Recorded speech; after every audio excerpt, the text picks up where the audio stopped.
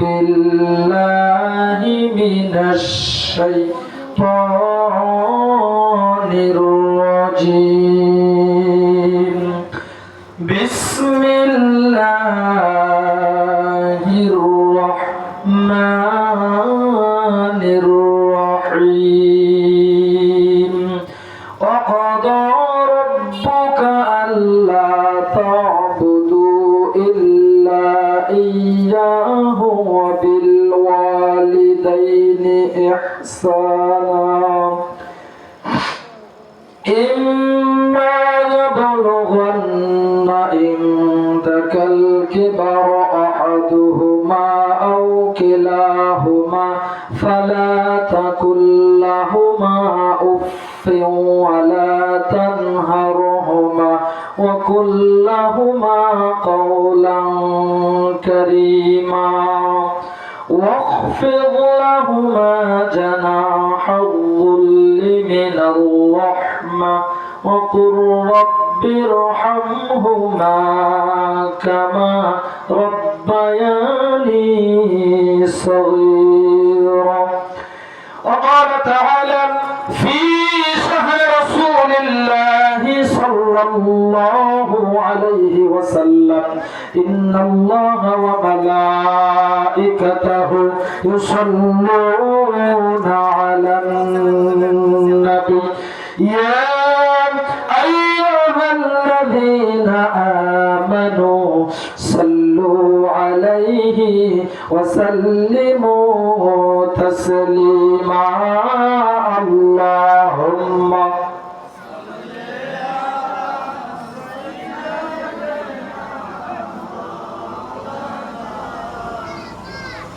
وعلى آل سيدنا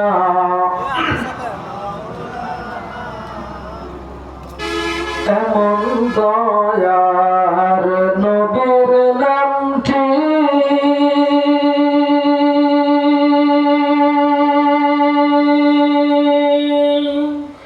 ও অম্বারিবাসী কেমনে থাকলি ভুলিয়া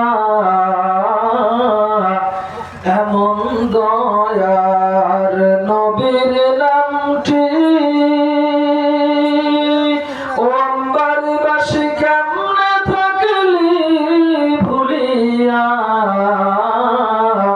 সবাই মিলে দরুদ পড়ে ও বাসি কোরআনের মাহফিলে আসিয়া আল্লাহুম্মা জয় সাল্লি আলা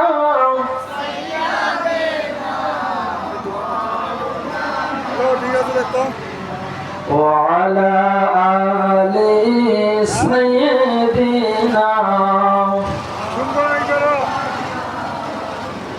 নবীর মায়া সেরে অম্বারিবাসী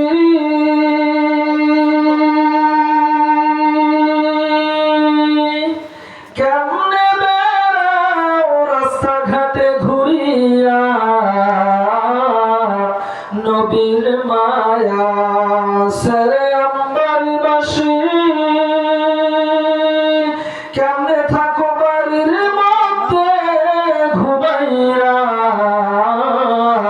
তোমার মায়ায় কান্দে নবীজি মদিনাতে শুইয়া আল্লাহুম্মা সাল্লি আলা সাইয়্যিদিনা মাওলানা মুহাম্মদ ওয়া আলা আলি সাইয়্যিদিনা মাওলানা মুহাম্মদ আচ্ছা মানুষ বলো দেখি রাতর কেন কালো সূর্য বলো কোথা হতে পাইল এত আলো ফুলগুলো নানান রঙের কেমন করে হয় পাতাগুলো সবুজ বটে ফুলের মতো নয় আচ্ছা মানুষ বলো দেখি রাতর কেন কালো সূর্য বলো কোথা হতে পাইল এত আলো আরে ফুলগুলো নানান রঙের কেমন করে হয়, পাতাগুলো সবুজ বটে ফুলের মতো নয়। দুধ কেন এত সাদা, মরিচ কেন ঝাল, আমগুলো পাকলে বলো কেমনে হয় তালাল। আবার পশু পাখি কয় না কথা, মানুষ কেন কয়, বলো বলো ওহে মানুষ এসব কেমন করে হয়। এসব মহান প্রভুর দান, নত শিরে সেজদা করো ওহে মুসলমান। ডিমগুলো একই রকম, পার্থক্য নয় মোটে, তবে সাদা কালো বাচ্চাগুলো কেমন করে ফোটে। জিকির করেন লা ইলাহা ইল্লাল্লাহ, জোরে লা ইলাহা লা ইলাহা সুবহানাল্লাহ, আলহামদুলিল্লাহ, লা ইলাহা। আজকে তুমি জজ ব্যারিস্টার যতই বড় হও, মায়ের কাছে ছোট্ট তুমি খোকা ডাকটি পাও। আজকে তুমি জজ ব্যারিস্টার যতই বড় হও, মায়ের কাছে ছোট্ট তুমি খোকা ডাকটি পাও।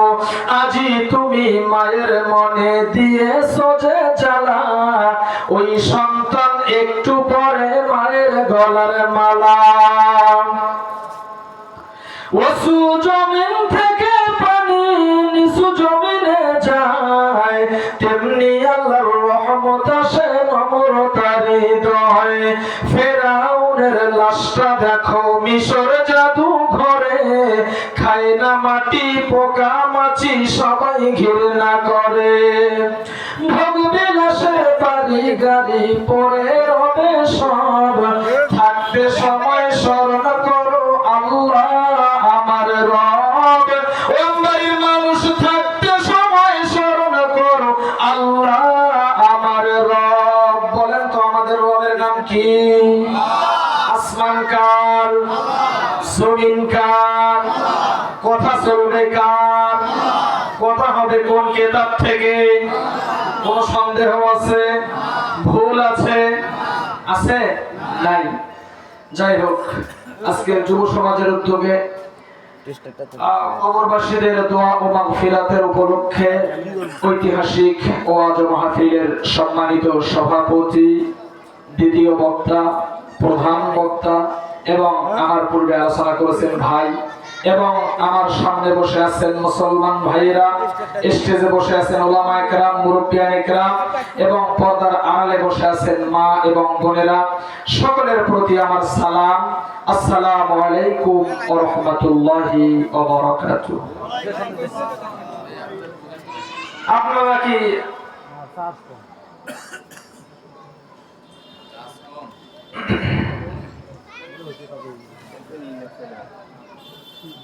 যাই হোক, কথা হচ্ছে আপনারা সবাই ভালো আছেন তো? কি বলেন?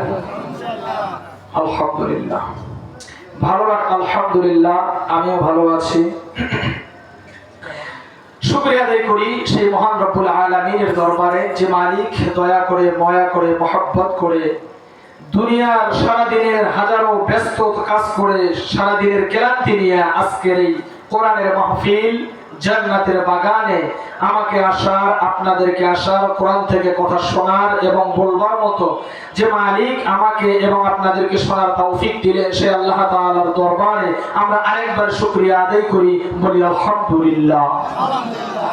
দরুদ সালাম মানবতার মুক্তির দূত সাইয়্যিদুল মুরসালিন রাহমাতুল লিল আলামিন, দু জাহানের বাদশা আকায়ে নামদার তাজেদের মদিনা আশরাফুল আম্বিয়া, নবীদের নবী, বিশ্ব নবী জনাবে মুহাম্মদুর রাসূলুল্লাহ, আমরা সকলে বলি সাল্লাল্লাহু আলাইহি ওয়াসাল্লাম।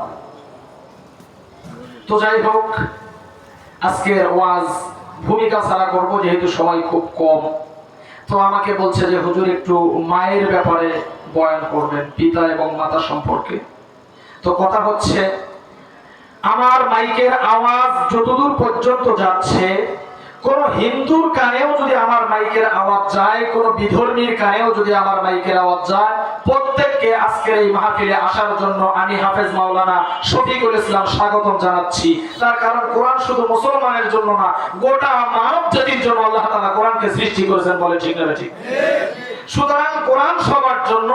কথা হবে কোরআনের। জমিন আল্লাহ, আসমান আল্লাহ, কোরআন আল্লাহ, আমরা আল্লাহ। সুতরাং কথা হবে কোরআন থেকে, এদিক সেদিক থেকে কোনো কথা হবে না। সুতরাং আমরা সবাই মাহফিলের প্যান্ডেলে এসে বসে পড়ি।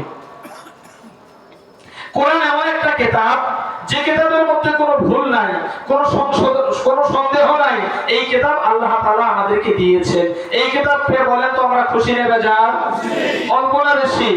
বেশি। এই জন্য আরেকবার শুকরিয়া আদায় করি, বলি আলহামদুলিল্লাহ। আল্লাহ তাআলা জিন এবং মানুষকে সৃষ্টি করে রূহের জগতে আল্লাহ তাআলা প্রত্যেকটা মানুষকে প্রশ্ন করেছিলেন, আলাস্তু বিরব্বিকুম, আমি কি তোমাদের রব নই? সেখানে কি হিন্দুদেরকে বাদ দিয়ে বলছিলেন? খ্রিস্টানদেরকে বাদ দিয়ে বলছিলেন? ইহুদিদেরকে বাদ দিয়ে বলছিলেন? কাউকে বাদ দিছে? আওয়ামী লীগ, বিএনপি, জাতীয় পার্টি, জামাত ইসলাম, চরমনায় যত মানুষ আছে প্রত্যেককে আল্লাহ তাআলা প্রশ্ন করেছিলেন, আলাস্তু বিরব্বিকুম, আমি কি তোমাদের রব নই? আমরা কি বলছিলাম? ক্বালু বালা, অবশ্যই আপনি আমাদের রব। কিন্তু দুনিয়ার জমিনে এসে শয়তানের ধোঁকায় পড়ে মনের অজান্তে, ইচ্ছায় কিংবা অনিচ্ছায়, অন্ধকারে আলোতে প্রকাশ্যে দিবালোকে মানুষ গুনার মধ্যে লিপ্ত হয়ে থাকে। বলেন ঠিক না ঠিক? হাজারো গুনাহ মানুষ করে, গুনার মধ্যে মানুষ লিপ্ত হয়ে থাকে। যেই দিন আল্লাহ তাআলা হযরত আদম আলাইহিস সালাতু ওয়াস সালামকে সৃষ্টি করবেন, আল্লাহ তাআলা ফেরেশতাদেরকে ডাক দিয়ে বলছিলেন, ওয়া ইযা ক্বালা রাব্বুকা লিল মালাইকাতি ইন্নী জাইলুন ফিল আরদি খলিফা। ও ফেরেশতারা, জমিনের মধ্যে ফিল আরদ, আরদ শব্দের অর্থ জমিন, জমিনের মধ্যে আমি একজন খলিফা সৃষ্টি করতে চাই, প্রতিনিধি সৃষ্টি করতে চাই। তোমরা কি বলো? ফেরেশতারা জবাব দিয়েছিল, ক্বালু আতাজালু ফিহা মান ইউফসিদু ফিহা ওয়া ইয়াসফিকু দিমা। আল্লাহ, দুনিয়াতে বানার এই খলিফা কি দরকার? আমরাই তো আছি, আমরাই তো আপনার ইবাদত করি, আমরাই তো আপনার গুণকীর্তন করি, সুতরাং কোনো প্রয়োজন নাই। আল্লাহ জবাবে বলছিলেন, ক্বালা ইন্নী আ'লামু মা লা তা'লামুন, নিঃসন্দেহে আমি যাহা জানি তোমরা তাহা। কে বলছিল? কাদেরকে বলছিল? ফেরেশতাদেরকে। হযরত আদম আলাইহিস সালাতু ওয়াস সালামকে আল্লাহ তাআলা বানানোর পরে প্রত্যেক ফেরেশতাদেরকে অর্ডার করেছিলেন যে উসজুদু, সিজদা করো। কাকে? লি আদম, আদমকে। সকলেই সিজদা করলো, কিন্তু একজন ব্যতীত। তার নাম কি বলেন তো? ইবলিস। তো তার নাম পরে হয়েছে, আগে নাম কি ছিল? আযাজিল। তিনি ছিলেন জিনদের মধ্যে একজন।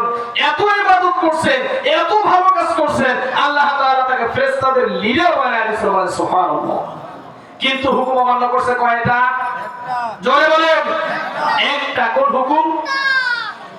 আল্লাহ বলছিলেন উসজুদু, সিজদা করো। বলছে কাকে? বলছে লি আদম, আদমকে। শয়তান বলছে আনা খায়রুম মিনহু খালাকতানি মিন নার ওয়া খালাকতাহু মিন তিন। আল্লাহ, আমারে বানাইছো আগুন দিয়ে, এরে বানাইছো মাটি দিয়ে, আমি তার সিজদা করব, এরা কখনোই সম্ভব হতে পারে না। এবার আপনারাই বলেন, শয়তান হুকুম অমান্য করছে একটা, আর আজকে আমরা মুসলমান, মুসলমানের ঘরে জন্ম নিয়েছি, আমরা মুসলমানের সন্তান। আজকে আল্লাহ আমাদের উপরে ইসলামের যত বিধিবিধান ফরজ করে দিয়েছে, সবচেয়ে বড় ফরজ যে 5 ওয়াক্ত নামাজ আমাদের জন্য পড়া। বলেন তো সুন্নত দেওয়া ওয়াজিব? হ্যাঁ, বুঝেছেন উত্তরটা? ফরজ। আল্লাহর কয়টা হুকুম দিন রাতে? 5টা ফরজ হুকুম, 5 ওয়াক্ত সালাত। ঈমানদার যদি কেউ দাবি করেন, যদি কেউ ঈমানের থাকে, ঈমান আনার পরে প্রথম ঈমানদার জন্য যে কাজ, প্রথম কাজ হচ্ছে সালাত আদায় করা। মুসলিম আর বেঈমানের মধ্যে পার্থক্য হলো, মুসলিম সালাত আদায় করে, বেঈমান সালাত আদায় করে না। মুসলিম কেমন করে সালাত আদায় করবে? ফজরের সময় যখন মুসলিম ঘুমায়া থাকে, ফজরের আজানের সময় মুয়াজ্জিন এসে সুন্দর করে তার কণ্ঠে আজান দেয়, আসসালাতু খায়রুম মিনান নাওম। ঘুমের চেয়ে নামাজ উত্তম, ঘুমের চেয়ে নামাজ শ্রেষ্ঠ। লোকটা যদি ইমানদার হয়, লোকটা যদি মুসলমান হয়, লোকটা যদি আল্লাহওয়ালা হয়, লোকটার উচিত ওই ফজরের সময় আরামের ঘুমকে হারাম করে ওই লোকটা যখন শুনলো ঘুমের চেয়ে নামাজ উত্তম, সুন্দর করে পানি দিয়ে উযু বানায়া আল্লাহর কাছে আসামির মতো যা খাড়া হয়, আল্লাহু আকবার বলে দাঁড়িয়ে আল্লাহর সালাত আদায় করার পরে আল্লাহকে বলবে, রব্বুল আলামিন, আমি কিন্তু তোমাকে ভুলি নাই, তার কারণ তুমি আমার মালিক আর আমি তোমার গোলাম। অর্থ মৃত্যুতে চলে গেছিলাম, ঘুমের ঘরে চলে গেছিলাম, আল্লাহ তুমি আমাকে জাগ্রত করেছো, আল্লাহ আমি তোমাকে ভুলি নাই, কারণ তুমি আমার মালিক আর আমি তোমার গোলাম। এবার জোহরের আযান যখন হয়, মানুষ কাজ কামের মধ্যে ব্যস্ত থাকে, লিপ্ত থাকে।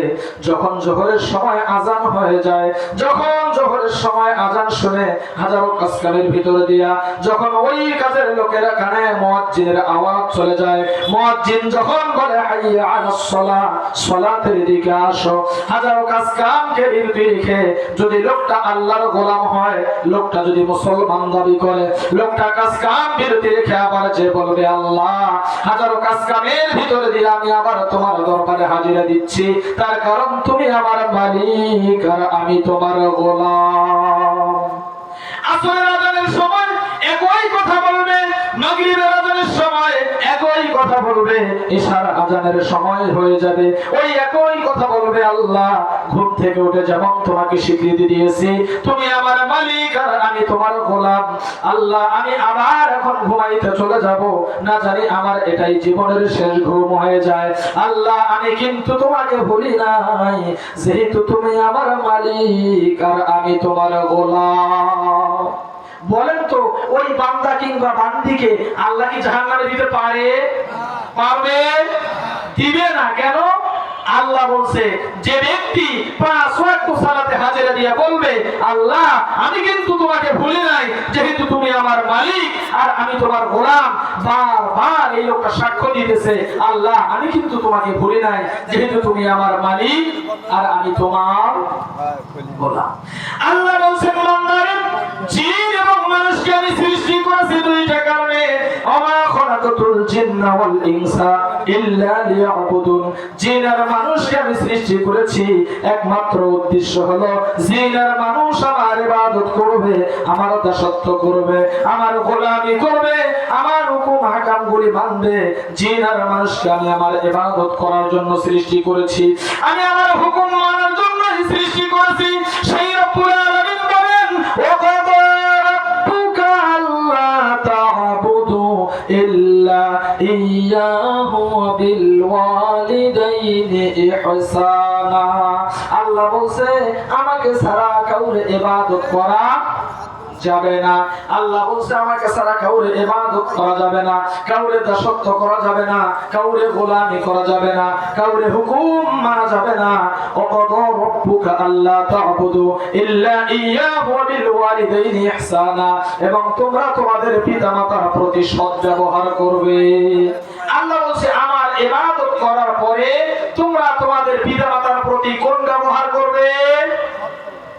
সৎ ব্যবহার। বোঝেন? ভালো ব্যবহার, উত্তম ব্যবহার। আল্লাহ বলছে তোমরা তোমাদের পিতামাতার সহিত কি করবে? সৎ ব্যবহার করবে। তাদের মধ্যে কেউ অথবা উভয় যদি তোমার জীবদ্দশায় বার্ধক্যে উপনীত হয়ে যায়, তবে তাদের সামনে উফ শব্দটিও বলবে না, তাদেরকে ধমক দেবে না, তাদের সামনে শিষ্টাচার বড় কথা বলতে হবে, নম্রভাবে কথা বলতে হবে, ভদ্রভাবে কথা বলতে হবে, তাদেরকে ধমক দেওয়া যাবে না। কিন্তু পৃথিবীতে এমন সন্তান আছে, মায়ের সঙ্গে যখন কথা বলে, বাবার সঙ্গে যখন কথা বলে, এমন আচরণ করে, শয়তানও যে আচরণ দেখে ভয় পায়। বলেন ঠিক কিনা? পিতামাতার প্রতি সুন্দর আচরণ করতে হবে, নম্র ব্যবহার করতে হবে, ভালোবাসা দিয়ে তার সঙ্গে কথা বলতে হবে। পিতামাতার জন্য আল্লাহর কাছে বলতে হবে, রব্বুল আলামিন তাদের উভয়ের প্রতি রহম করো, তারা যেভাবে আমাকে লালন পালন করেছে তুমি তাদেরকে সেইভাবে লালন পালন করো। এটা আল্লাহকে বলতে হবে। কেন?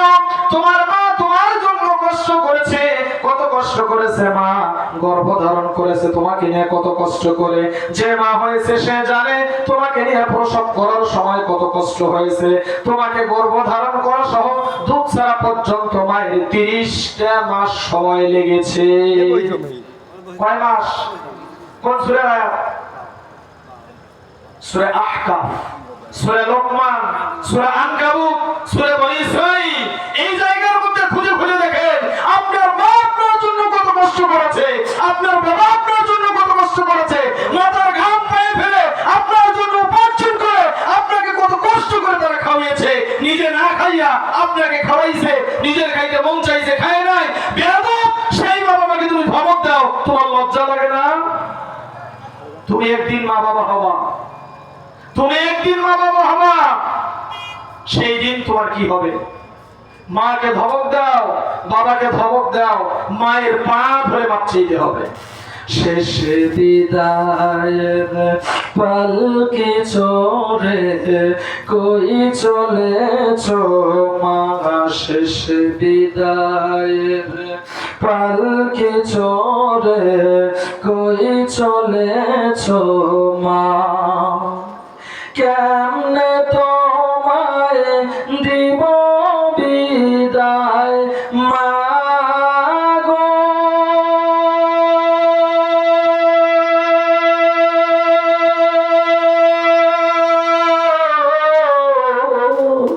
কেমনে তোমায় দিব বিদায়, মন যে মানে না, শেষে বিদায়ের পালকি চড়ে কই চলেছ মা, শেষে বিদায়ের পালকি চড়ে কই চলেছ মা। যুবক তোমার মা মরে গেছে একটা বার চিন্তা করে দেখো, মুরব্বী আকরাম তোমাদের মা মরে গেছে একটা বার চিন্তা করে দেখো। তুমি ওয়াজের পরে যে তুমি সবাইয়ের মুখ দেখতে পাবা, কিন্তু তোমার যে মা তোমাকে গর্ভে রেখেছিল, যেই মা তোমাকে দুধ খাওয়াইছে, যেই মা তোমার জন্য কষ্ট করেছে, সবাই চেহারা দেখতে পাবা, কিন্তু যাদের মা নাই মায়ের চেহারা দেখতে পাবে না। তোমার পেটে ছিলাম যখন ভীষণ বোঝা হয়ে, নীরবে কেঁদেছো তুমি আমার আঘাত সয়ে, তোমার পেটে ছিলাম যখন ভীষণ বোঝা হয়ে,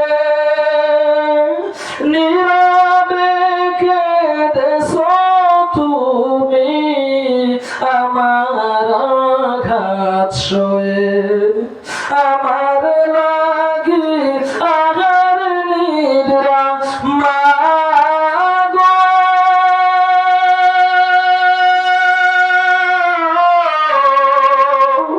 আমার লাগি আহার নিদ্রা হয়নি ষোলো আনা মা, শেষে বিদায় পালকি চড়ে কই চলেছ মা, শেষে বিদায়ের পালকি চড়ে কই চলেছ মা, কার মানাই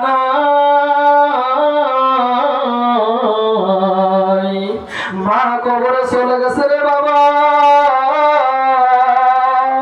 দুনিয়ার সবাই দেখা পাবা কিন্তু মা তার দেখা পাবে না। আমায় নিয়ে যে ঘরে তুমি রেখেছিলে বুকে, একলা একা কাঁদি আমি তুমি হারা শোকে, আমায় নিয়ে যে ঘরে তুমি রেখেছিলে বুকে, একলা একা কাঁদি আমি তুমি শোকে তুমি সারা মন ভরে না মা গো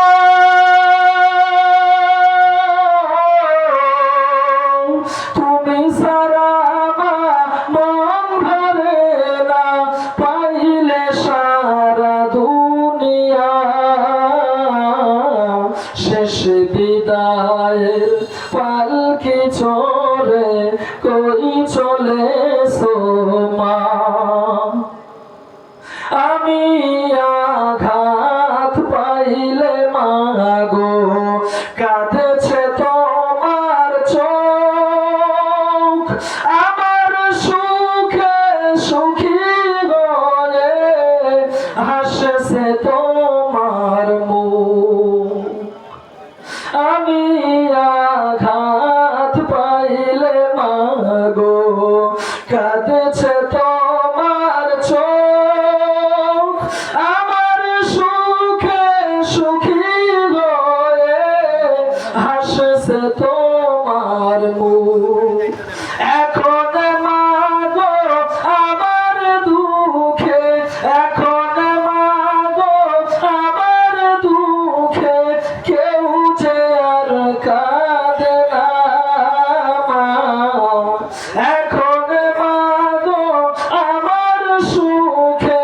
কেউ যে আর কাঁদে না মা শেষ বিদায়ের পালকি চড়ে কই চলেছো মা শেষ বিদায়ের পালকি চড়ে কই চলেছো মা আমাদেরকে এতিম করে ছেড়ে ঘর বাড়ি চোখের সামনে নিলে বিদায় পরে সাদা শাড়ি আমাদেরকে এতিম করে ছেড়ে ঘর বাড়ি চোখের সামনে নিলে বিদায় পরে সাদা শাড়ি পালকি চড়ে এ ঘর ছেড়ে দিলে যে রওনা মা শেষ বিদায়ের পালকি চড়ে কই চলেছো মা শেষ বিদায়ের পালকি চড়ে কই চলেছো মা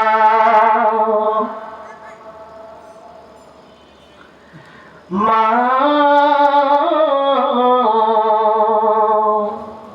সন্তানের জন্য কত কষ্ট করে পৃথিবীর জমিনে কত কষ্ট করে মা সন্তানের জন্য নিজে না খাইয়া সন্তানকে খাওয়ায় যুবক যাদের মা মারা গেছে কবরের সামনে যে দোয়া করবা ও মুরব্বি বাবারা যাদের মা বাবা কবরে চলে গেছে কবরের মধ্যে দোয়া করবা রাসূলুল্লাহ সাল্লাল্লাহু আলাইহি ওয়াসাল্লাম বলেন ইযা মাতাল ইনসান ইনসান যখন মৃত্যুবরণ করে ইনকাতা আনহু আমালু তার সমস্ত আমলের দরজা বন্ধ হয়ে যায় আমলের দরজা কি হয়ে যায় বন্ধ হয়ে যায় ইল্লা মিন সালাসা তিনটা আমলের দরজা মাত্র চালু থাকে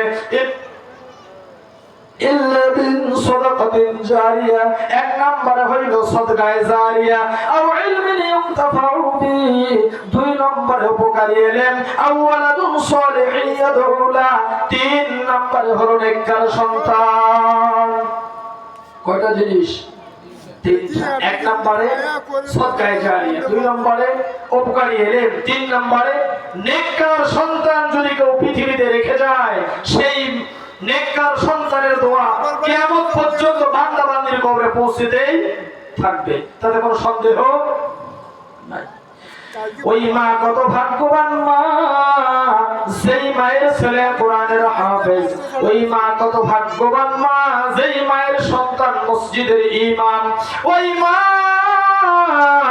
কত ভাগ্যবান মা যেই মায়ের সন্তানের বয়ান শোনার জন্য হাজার হাজার মানুষ মানুষ পাগল হয়ে থাকে, ওই মা পৃথিবীর মধ্যে সবচেয়ে ভাগ্যবান মা। মা সবচেয়ে ভাগ্যবান মা। ওই মা কত বড় ভাগ্যবান, কিয়ামতের দিন একজন করে হাফেজে কোরআন কমপক্ষে 10 জন করে লোককে জান্নাতের মধ্যে নিয়ে যাবে। মা এবং বাবাকেও জান্নাতের মধ্যে নিয়ে যাবে। রব্বুল আলামিনের কাছে বলবে, আল্লাহ আমার মা আমাকে কত কষ্ট করে লালিত পালিত করেছে, আমার মা আমাকে নিজেরা খাইয়া খাওয়াইছে। আল্লাহ আমার মাকে যতক্ষণ পর্যন্ত জান্নাতে দিবে না ততক্ষণ পর্যন্ত আমি জান্নাতে যাবে না। মায়ের কত ভাগ্য হবে সেই দিন, কিয়ামতের দিন হাফেজদের মা বাবার কত সম্মান হবে, আলেমদের মা বাবার কত সম্মান হবে, দিনদার লোকের মা বাবার কত সম্মান হবে, মুসলমানদের মা বাবার কত সম্মান হবে। ওই বাবা সবচেয়ে বড় ভাগ্যবান বাবা, যেই বাবার সন্তান একজন মসজিদের ইমাম। ওই বাবা কত ভাগ্যবান বাবা, যেই বাবার সন্তান একজন কোরআনের হাফেজ। বলেন ঠিক কিনা? ভাগ্যবান মা বাবা সেই মা বাবা, যেই মা বাবার সন্তান আল্লাহর কোরআন পড়ে, যেই মা বাবার সন্তান রাসূলের হাদিস পড়ে, যেই মা বাবার সন্তান আল্লাহর দ্বীন আল্লাহর জমিনে প্রতিষ্ঠিত করার জন্য চেষ্টা করে। বলেন ঠিক না? সবচেয়ে ভাগ্যবান মা বাবা হচ্ছে তারা যাদের সন্তান আল্লাহর দ্বীন আল্লাহর জমিনে প্রতিষ্ঠিত করার জন্য, বাস্তবায়ন করার জন্য চেষ্টা করতেছে। জমিন আল্লাহ, দ্বীন আল্লাহ, সবকিছু আল্লাহ। এই মায়ের সন্তান আল্লাহর দ্বীন আল্লাহর জমিনে প্রতিষ্ঠিত করার চেষ্টা করতেছে। ওই মা সবচেয়ে ভাগ্যবান মা। মা কেমন জিনিস, ইতিহাসের কথা একটা বলি। আমি ইতিহাস থেকে পড়েছি মা কেমন জিনিস। এক বাড়িতে দুই ভাই, একজনকে হুজুর বানাইছে, এক ভাইকে জজ কিংবা ব্যারিস্টার বানাইছে। এবার যেই ভাইকে ব্যারিস্টার বানাইছে, এই ভাই প্রতিদিন তার খুলির মধ্যে সুন্দর একটা আসনের মধ্যে হেলান দিয়ে বসে পায়ের পর পা রেখে বলে, আমার মতো জায়গা জমি, আমার মতো ধন সম্পদ, আমার মতো ক্ষমতা, আমার মতো কোটিপতি, আমার মতো ধনওয়ালা এই এলাকায় আশেপাশে আর কেউ নাই। এই কথাটা প্রতিদিন সে বলে, প্রতিদিন বলে। কিন্তু ছোট ভাই হুজুর, ছোট ভাই শুনতে শুনতে একদিন বিরক্ত হয়ে গেছে। বলছে, ভাই তুমি যে বলো আমার যা আছে এই এলাকায় তার কিচ্ছু নাই। ও বড় ভাই, আমি একটা কথা বলি, তুমি মনে কষ্ট নিবা না। আমি হিসাব করে দেখেছি এই দুনিয়াতে তোমার কিচ্ছুই নাই। জজ চিন্তা করে কয়, রে আমি একজন জজ, এত কিছু আমার, পুকুর ভরা মাছ, এত সুন্দর সুন্দর জমাজমি, এত ফলের গাছ, এত কিছু, আর তুমি বলো আমার কিছুই নাই। তোমাকে আমি হুজুর বানাইছি না, তুমি একটা বোকা লোক। এবার ছোট ভাই চিন্তা করছে, আমাকে বড় ভাই বোকা বানাইছে, আমি আসলে বোকা নাকি চালাক, আমাকে প্রমাণ করে দেখাইতে হবে। এবার ছোট ভাই মনে মনে চিন্তা করছে, আর বড় ভাইকে ডাক দিয়ে বলছে, বড় ভাই আমি বোকা মানুষ, তোমাকে একটা কথা বলবো, তুমি কি শুনবা? বড় ভাই কয়, অবশ্যই শুনবো, কি কথা বলো। এবার ছোট ভাই ডাক দিয়া কয়, বড় ভাই আমি যা যা করবো তুমি তাই করবা। বলছে ঠিক আছে। এবার বড় ভাই ছোট ভাই একদিন জমির আইনের মধ্যে চলে গেছে। যাওয়ার পরে এবার বড় ভাইকে ডাক দিয়া ছোট ভাই বলতেছে, মহিলা প্যান্ডেলে যে সমস্ত মা বোনেরা আছেন একটু চেপে চেপে বসার চেষ্টা করে। আপনি যদি একজন মাকে বসার সুযোগ করে দেন, কিয়ামতে আল্লাহ আপনাকে জান্নাতে বসার সুযোগ করে দিবে। বলেন সুবহানাল্লাহ। একটু জিকির করে সামনে আসেন, জিকির করেন, লা ইলাহা ইল্লাল্লাহ, লা ইলাহা। মুসলিম মোরা ঘুমিয়ে পড়েছি, মদের বিবেকে ঝুলছে তালা।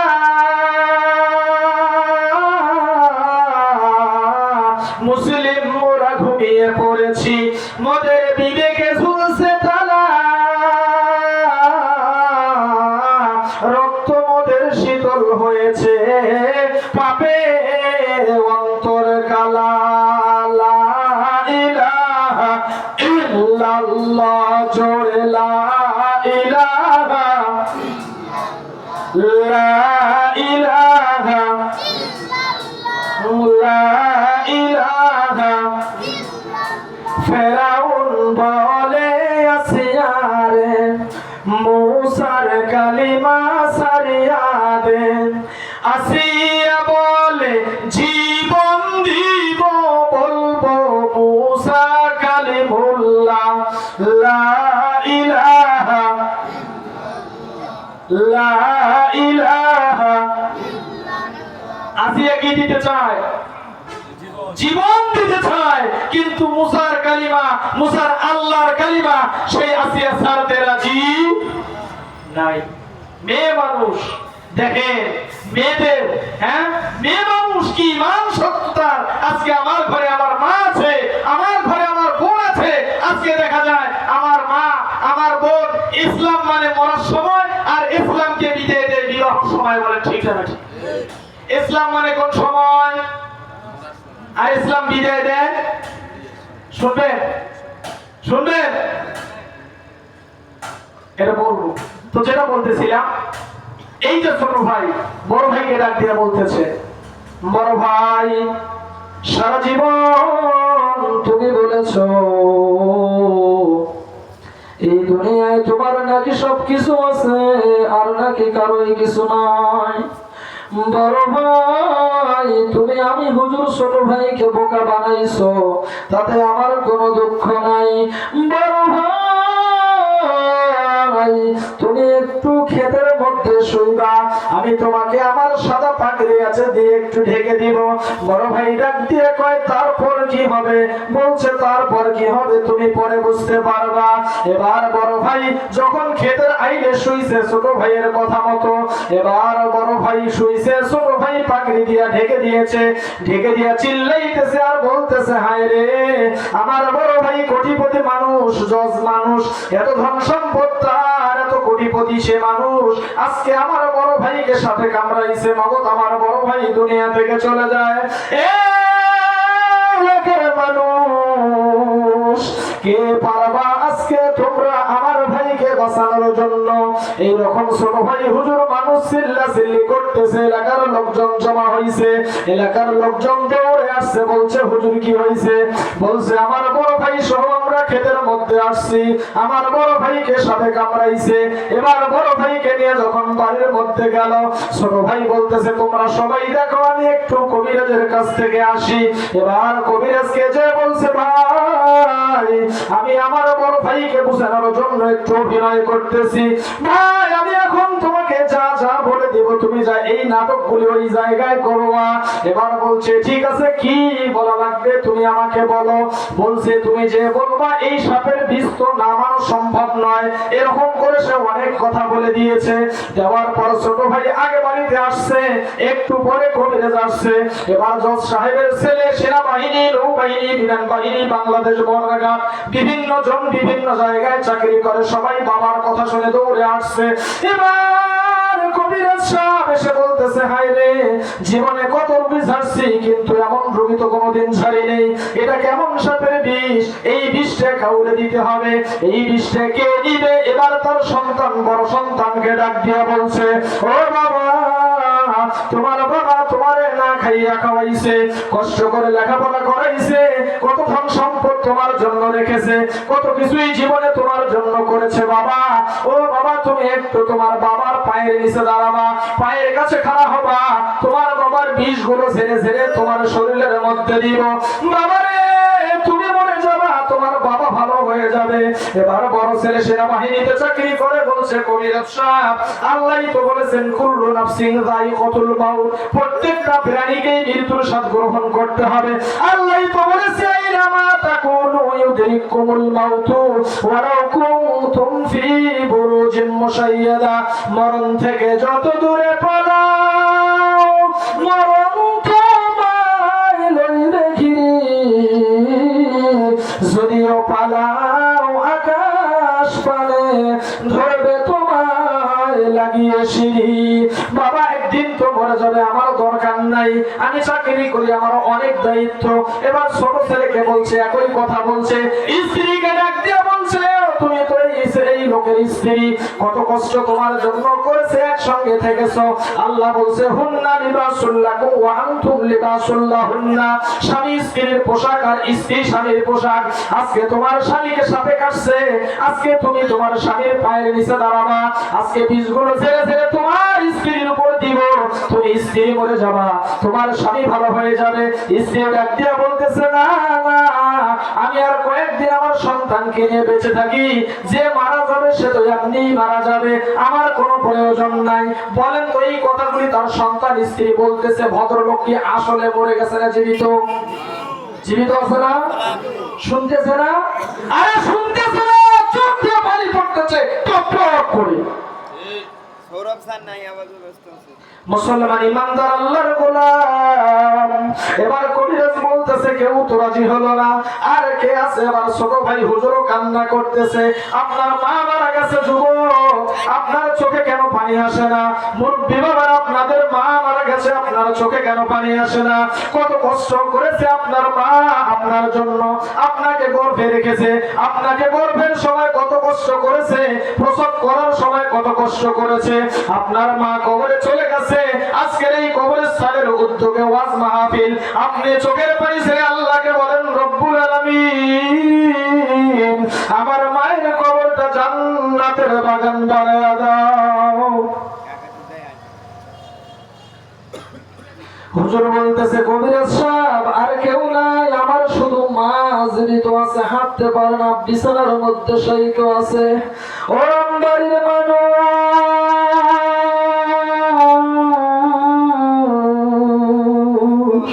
কেমনে তুমি চোখের মধ্যে পানি আটকায় রাখছো রে বাবা? যেই মা সন্তানকে কত কষ্ট করে গর্ভে রেখে সন্তানের জন্য কত কিছুই করে রে বাবা।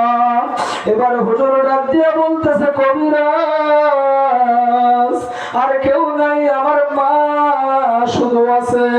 কবিরাজ সাহেব আমার মা আছে, চলেন ওখানে যাই। কবিরাজ বলতেছে, হুজুর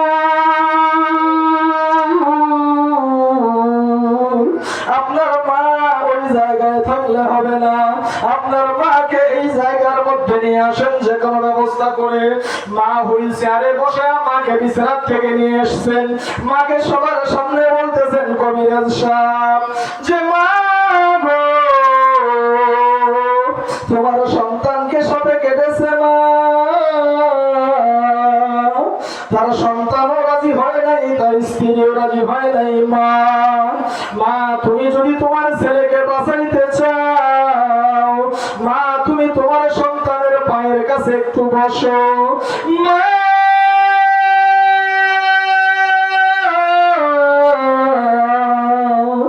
বিষগুলো ছেড়ে ছেড়ে তোমার কাছে দিব গো মা, তুমি মারা যাবে, তোমার সন্তান জীবিত হয়ে যাবে। চিরনিদ্রায় শায়িত মা, বন্ধ দুটি আঁখি, মুখের কাফন সরামাকে শেষ দেখাটা দেখি। চিরনিদ্রায় শায়িত মা, বন্ধ দুটি আঁখি, মুখের কাফন সরামাকে শেষ দেখাটা দেখি। মাকে দেখার সুযোগ খোঁজে, আর মাকে দেখার সুযোগ খোঁজে, আর জীবনে পাব না। মাগো তোমার ওই সোনা মুখ ভুলতে পারি না। মা বলতেছে, কবিরাজ সাহেব তুমি বিষ ছেড়ে দিবা, আমি মা মারা যাবো, আমার সন্তান জীবিত হয়ে যাবে। মা ডাক দিয়ে বলতেছে, কবিরাজ সাহেব তুমি কি জানো, এই সন্তানকে আমি যখন গর্ভে রেখেছিলাম, আমি মা সাপে কাটলে কি বিষয়, তার চাইতে বেশি ব্যথা আমার হয়েছিল। ও কবিরাজ সাহেব ওই দিনের ব্যথা 10 মাস 10 দিনের ব্যথা আমি সহ্য করে আমার সন্তানকে আমি দুনিয়া দেখাইছি। বাবারে আমি যদি মারা যাই, আমার সন্তান যদি ভালো হয়ে যায়, কবিরাজ শুধু সাপের বিষ নয় রে, যত বিষ আছে আমি মায়ের শরীরের মধ্যে সন্তান ভালো হয়ে যায়। ভদ্রলোক শুনতেছে, শুনতেছে, ভদ্রলোক খালি কান্না করে, বলছে ছোট ভাইয়ের কথাই ঠিক, ছোট ভাইয়ের কথায় স্ত্রীও আপন ভালো না, সন্তানও আপন। আপন থাকলে একমাত্র আছে আপনার মা আর আপনার বাবা, যারা আপনাকে নিঃস্বার্থ ভালোবাসে। মা বাবার ভালোবাসায় কোনো স্বার্থ নাই। স্ত্রী আপনাকে ভালোবাসে। বিদেশে থাকেন, গহনা নিয়ে আসেন নাই, স্ত্রীর মুখ আন্দার হয়ে গেছে। সন্তানের জন্য কিছু নিয়ে আসেন নাই, সন্তানের মন খারাপ। ভাই আছে বাসায়, কিছু নিয়ে আসেন নাই, মন খারাপ। সবার লক্ষ্য থাকে, সবার চোখ থাকে ব্যাগের মধ্যে যে কি নিয়ে আসছে আমার জন্য। কিন্তু মা চোখ কোথায়? আপনার শরীরে। কোথায় বলে? আপনার শরীরে। বাবা কখন বের হয়েছো, কি খাইছো, কোথাও কোনো বিপদ আপদ হয়েছে নাকি, কে বলবে? দেখেন তো, যারা চাকরি করে আপনাদের ভাই বেরাদারের মধ্যে কেউ যখন কেউ আসে, বিভিন্ন যখন বাহির থেকে আসে, সবাই তার জিনিস নিয়ে ব্যস্ত, কিন্তু মাকে কোনোদিন দেখছেন জিনিস নিয়ে ব্যস্ত হয়? মা নিঃস্বার্থ ভালোবাসে সন্তানকে। আর সেই মা কবরে চলে গেছে, আর আপনি সন্তানের চোখে পানি নাই। আপনি সন্তানের মতো কপাল পড়া আল্লাহর জমিনে, আল্লাহর আসমানের নিচে, জমিনের উপরে আর কেউ হতে পারে না। আপনার মা কবরে চলে গেছে, সন্তান আপনি জীবিত আছেন, আপনার স্ত্রীকে নিয়ে আপনি সুন্দরভাবে দিন কাটাইতেছেন। আপনার মা কবরে চলে গেছে, আপনার বাবা কবরে চলে গেছে। আসলে আজকের এই আমবাড়ির ওয়াজ মাহফিল থেকে আজকে তাদের জন্য দুই ফোঁটা চোখের পানি ফেলে আল্লাহর কাছে দোয়া করেন, রব্বির হামহুমা কামা রাব্বায়ানি। বলতে দেরি, বলতে দেরি, আল্লাহ মাফ করতে সেকেন্ড সময় লাগবে না। মাকে ভালোবাসে, বাবাকে ভালোবাসে, নিঃস্বার্থভাবে একমাত্র ভালোবাসা শুধুমাত্র সন্তানকে দেয়, সেটা হচ্ছে জনম দুঃখিনী মা আর বাবা। মা বাবার চাইতে আপন জন আর পৃথিবীতে কেউ নাই। মা যে কত আপন কেমনে বুঝাই, কেমনে বুঝাই আপনাদেরকে বলেন? 10টি মাস কি কষ্ট সয়ে আলোর মুখ দেখালে, ছোট থেকে করেছ বড়, যাওনি কবু ভুলে। ঠিক না? আজকে মাগো আমায় ছেড়ে, আজকে মাগো আমায় ভুলে, ওপার দিলে পারি, এবারি নয় ফিরে আসা যায় রে আসল বাড়ি। মা জননী যায় চলে যায়, পরে সাদা শাড়ি, এবারি নয় ফিরে আসা যায় রে আসল বাড়ি। ও দুঃখিনী মা আমায় কেমনি যাবে ছাড়ি, আমায় কেমনি যাবে ছাড়ি, তুমি ছাড়া মা কেমনে থাকি নিঠুর দুনিয়াতে।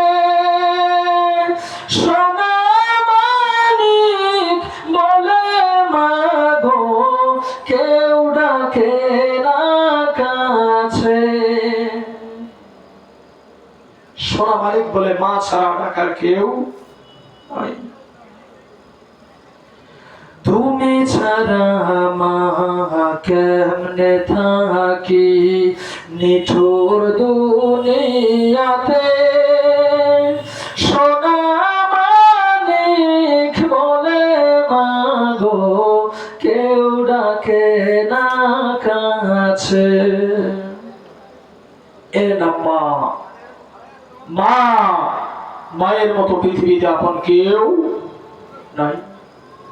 যাই হোক, বলতেছিলাম আমার মা, আমার বোন, আমার মেয়ে, আমার আয়ত্তে যারা আছে পরিবারের মধ্যে, মৃত্যুর সময় ইসলামকে আপন করে নেয় আর বিবাহর সময় ইসলামকে বিদায় করে দেয়। শোনার দরকার আছে না? না, কেমন করে দেখেন, আপনার স্ত্রী মোহর দিয়েছেন, আপনি কে দিয়েছেন?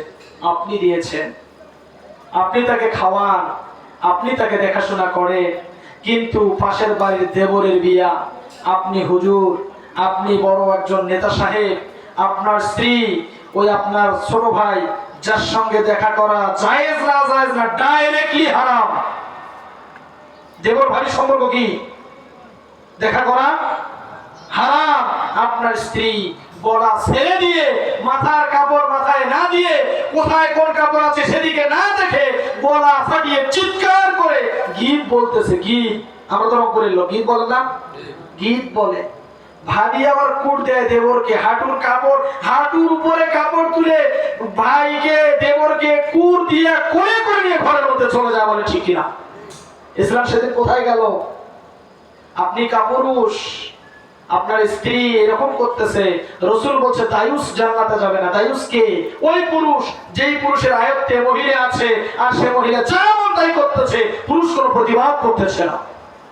কিন্তু স্ত্রী মারা গেছে, এখন তার লাশ। সংক্ষিপ্ত কথা, এই লাশ খাটিয়ার উপরে কাপড়, তার উপরে কাপড়, তার উপরে কাপড়, জানাজা শেষ, সিগন্যাল আসতেছে, পুরুষ মানুষ কবরস্থানে আসবেন না, বলে না? মহিলা পর্দার খেলাফ হবে। এবার আপনারা বলেন তো, যখন জীবিত ছিল তখন তো আপনার স্ত্রীর দাঁত কয়টা, আপনার স্ত্রীর কানে কয়টা দুল আছে, নাকে কয়টা ফুল আছে, সবাই দেখছে। আর আজকে লাশটাকে আপনি এইভাবে ঢেকে, আপনি আল্লাহকে বুঝ দিতেছেন নাকি রসুলকে বুঝ দিতেছেন? আল্লাহ কি পাগল না রসুল পাগল? নাউজুবিল্লাহ। কাকে আপনি বুঝাইতেছেন বলেন? আর আপনি বলতেছেন বিসমিল্লাহি ওয়া আলা মিল্লাতি রাসূলিল্লাহ। বোঝেন শব্দ কি? বিসমিল্লাহি ওয়া আলা মিল্লাতি রাসূলিল্লাহ। সংক্ষিপ্ত কথা, আল্লাহর নামে নবীর দলে লোকটাকে বা বান্দা বা বান্দিকে রেখে গেলাম। আপনার ওই মরা লাশ, ওই এখন পর্দা দিয়ে ওই লাশ আপনার নবী নিয়ে কি করবে? ওই লাশ আল্লাহ নিয়ে কি করবে? যখন আপনার স্ত্রী জীবিত ছিল, আপনার মেয়ে যখন জীবিত ছিল, আপনার মেয়ের, আপনার স্ত্রী, আপনার মায়ের শরীর অন্য আরেকজন পরপুরুষ দেখছে, সেদিন পর্দার কথা মনে ছিল না, আজকে মারা যাওয়ার সময় পর্দা করে নাও আছে? আছে? কোন লাভ নাই। সেই দিন পর্দা করা লাগতো। কোন দিন? যেই দিন সে জীবিত ছিল, যেই দিন সে বেঁচে ছিল, যখন তার বয়স ছিল 18, 19, 20 বছর, যখন সে ইয়ং ছিল, যুবতী ছিল, তখন তার পর্দা করার প্রয়োজন ছিল। কথা হচ্ছে, 7 শ্রেণীর লোক আল্লাহর আরশের ছায়ায় স্থান পাবে। তার মধ্যে প্রথম শ্রেণীর হলো ন্যায়পরায়ণ বাদশা। কোন বাদশা? ন্যায়পরায়ণ বাদশা। যেই বাদশা কি করে? দ্বিতীয় বক্তা এসেছে, আলহামদুলিল্লাহ, বেশি কথা বলবো না। দ্বিতীয় বক্তা আমাদের মঞ্চে এসে গেছে। তো কথা হচ্ছে যে বলছিলাম যে ন্যায়পরায়ণ বাদশা, এবং 2 নম্বরে হচ্ছে ওই যুবক কিংবা যুবতী, ওই যুবক কিংবা যুবতী, যে যুবক বা যুবতী তার যৌবন বয়সটাকে আল্লাহ পাকের ইবাদত করে কাটিয়ে দিয়েছে, সেই যুবক যুবতী আল্লাহর আরশের ছায়ার নিচে স্থান পাবে। বলেন সুবহানাল্লাহ। যুবক যুবতী যৌবন বয়সে আল্লাহ ইবাদত কবুল করে, যৌবন বয়সে আপনাকে ইবাদত করতে হবে, যুবকদের ইবাদত, যুবতীদের ইবাদত করতে হবে। তো যাই হোক, শেষ করে দিব। কথা হচ্ছে যে আসলে আমাকে বলছিল যে হুজুর একটু মায়ের ব্যাপারে কথা বলবেন। আসলে আমি তাফসীর ওভাবে করি নেই, যাতে করি আপনারা সহজে, আমি রংপুরের লোক, আমার বাসা হচ্ছে পীরগাছা থানার কান্দি ইউনিয়ন, আমার নাম হচ্ছে হাফেজ মাওলানা শফিকুল ইসলাম। আমার জন্য সবাই দোয়া করবেন। আসলে শুনেছি যে এলাকায় আসলে একটা মাহফিল হচ্ছে, হয়তো বা দেখা যায় কিছু আঞ্চলিক ভাষায় কথা বললে বা গজলের মাধ্যমে একটু বললেন, যাতে করে আপনারা সহজে বুঝেন, মাকে চিনেন, বাবাকে চিনেন, যাতে করে তাদেরকে শ্রদ্ধা করতে পারেন। আল্লাহ যেন আমাদেরকে, মা বাবাকে শ্রদ্ধা করে আমাদেরকে যেন আল্লাহ তাআলা তার ইবাদত করে যেন জান্নাতুল ফেরদাউসের মেহমান হওয়ার তৌফিক দান করে। সকলে বলেন আমিন। এতক্ষণ পর্যন্ত যে কথাগুলি বললাম এবং আপনারা শুনলেন, এর মধ্যে যে